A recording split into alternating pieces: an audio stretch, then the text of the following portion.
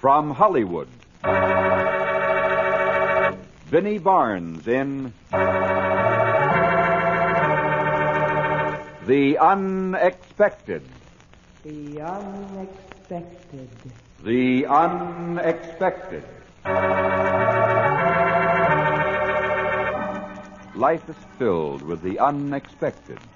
Happy, romantic, tragic, and mysterious endings to our most ordinary actions. Dreams come true, or dreams are shattered by sudden twists of fate. In The Unexpected. Who knows what strange drama may happen tomorrow, or an hour from now, or in just a moment? Who knows what destiny has in store for the lady down the street, the fellow at the next desk, or for you yourself? Who knows? Listen in just a moment for The Unexpected.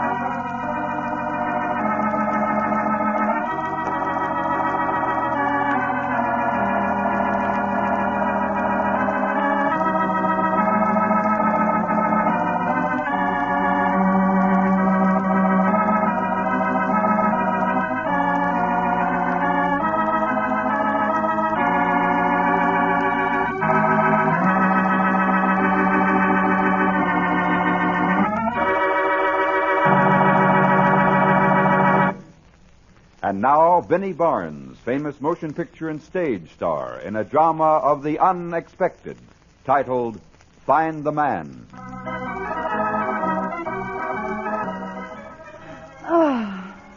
School was over for that year. Another 9 months marked off the calendar.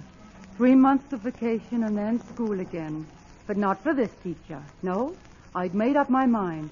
By next fall, I'd be lighting pipes instead of sharpening pencils, hunting for collar buttons, not examination questions, and laying out bedroom slippers rather than planning lectures. Yes, by next fall, I'd be a different woman. Cora, is that you? I guess You're so. a little late. What were you doing? Buying a bathing suit. Oh, I'd like to see it. Here it is.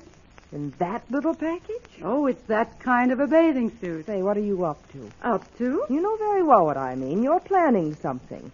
That blue evening dress and that black thing. I can't imagine where you'll wear that. To bed. It's a nightgown. Cora, has something happened to you? Not yet, but I have hope. Could you diagram that sentence, Miss Atkins? I'd be glad to. Subject, Cora Atkins. Verb, tired. Very tired of teaching school. Object, a man. With a modifier, of course. Marriage. You mean you're deliberately going out to try to find a man? To collect a scalp. Exactly. Cora! Well, I have arranged to set my trap for 2 weeks in an exclusive resort at Owl Lake. I have baited it with 3 new hats, riding breeches, a cocktail dress, an evening gown, and a two-piece bathing suit. And you, my dear Gail, will need a different roommate next fall. I hope.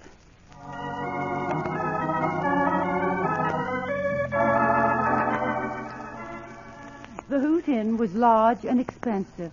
The meals were atrocious. The beds were hard and lumpy, but there were men. Lots of men.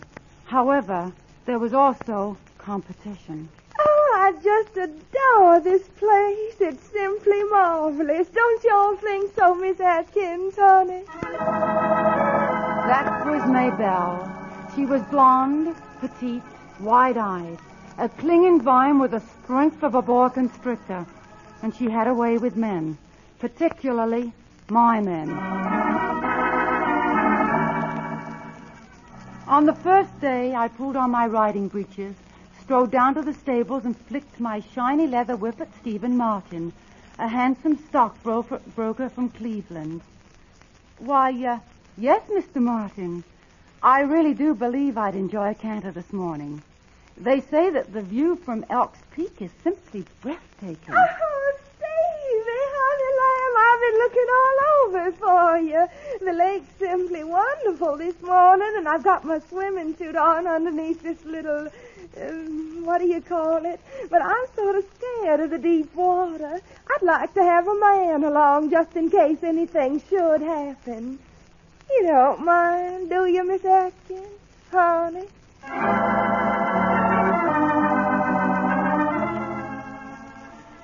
That night, I had arranged a charming foursome of bridge.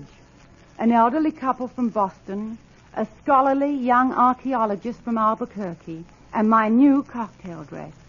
The cards were dealt, the hand was bid. The archaeologist was digging deep within my eyes when suddenly someone trumped my king. Oh, Clifford, I'm so glad you're dummy.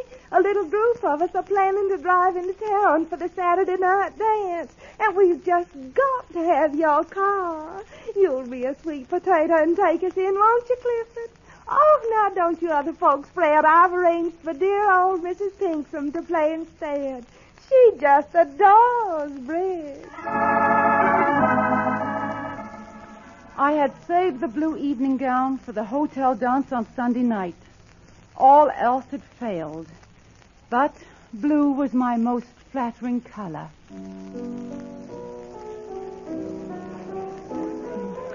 Tony Ginkus was a professional football player with the Tallahassee Goats. As we danced, he held me in his arms like a pigskin, and I waited for the first forward pass.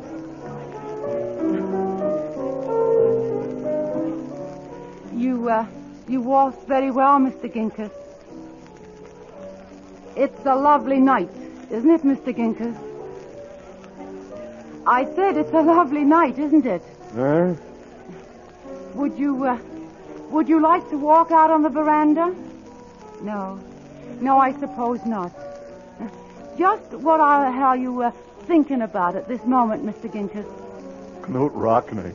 Oh, yes, I see. Well, let's not talk anymore. Let's just sweep on into the night.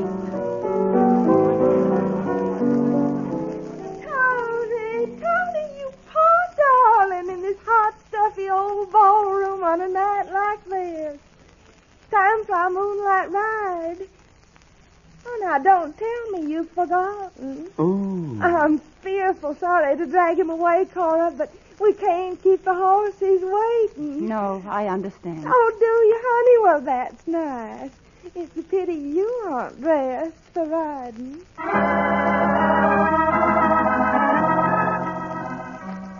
The first week at Owl Lake was over. My wardrobe and I were exhausted. The following Monday, I put on an inexpensive black print dress that Dean Wilson had approved. Walked out to the veranda and buried my hopes behind MacDougall's development of the 19th century British novel. Good morning. Why, hello. Am I interrupting you? No, not a bit. Sit down, won't you? Well, thank you. You're Cora Atkins, aren't you? Why, yes. Yes, I am. How did you know? I asked. Oh. I'm Max Thompson. Why, how do you do, Mr. Thompson? You know, I've been watching you for the last week. But today you seem somehow more approachable. More like the sort of woman I'd like to know. But perhaps you'd care to join me. I was just heading up toward Elk's Peak. I hear the view is breathtaking.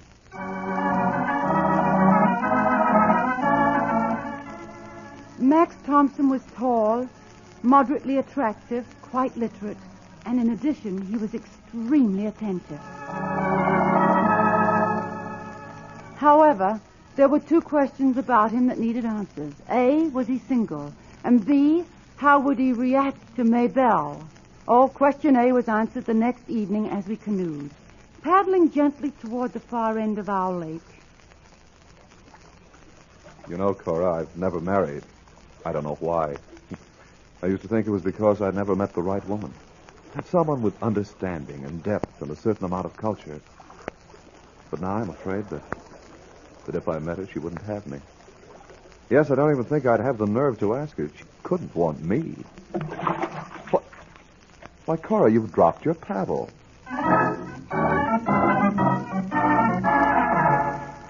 then worry about the strangest things. But question B was a more difficult problem. And on my last night at Owl Lake, the scent of magnolias wafted over my romance, and I shivered with apprehension. I do believe you're with that nice Mr. Thompson. I've heard all about him, but I've never met him. How could I have overlooked you, Mr. Thompson? I can't imagine. Well, now, Cora, honey, since you're leaving tomorrow anyway, you probably want to get your packing done. I'd just be glad to take Mr. Thompson off your hands. We ought to get better acquainted. Don't you think so, Mr. Thompson? I'm very sorry, Maybelle.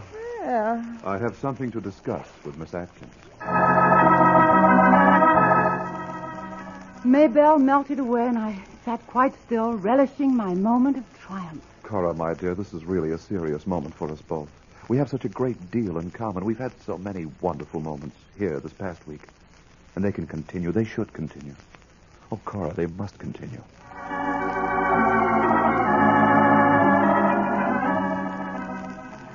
I relaxed slightly.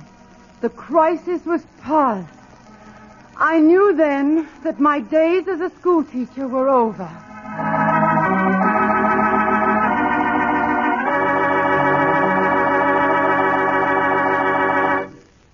You think the story is finished, don't you? But wait. Fate takes a hand. Wait for the unexpected.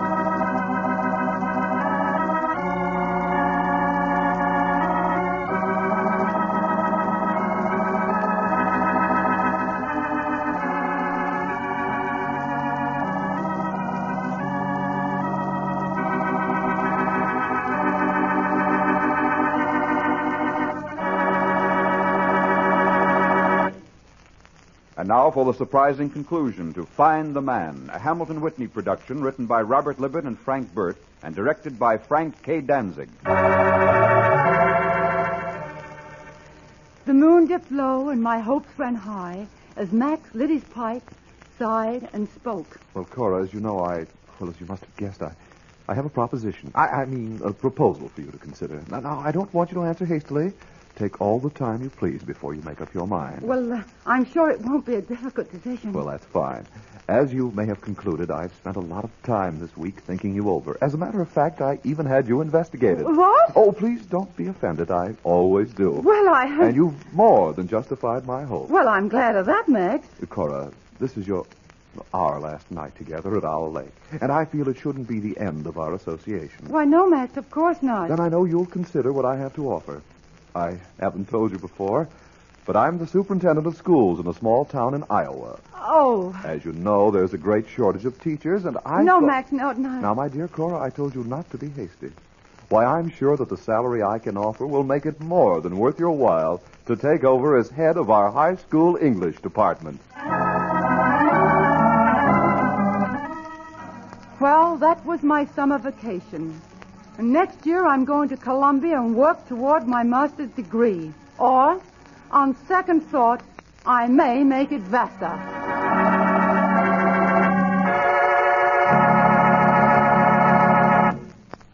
Find the Man starred Binnie Barnes. Listen in again soon when another of your favorite motion picture stars meets the unexpected.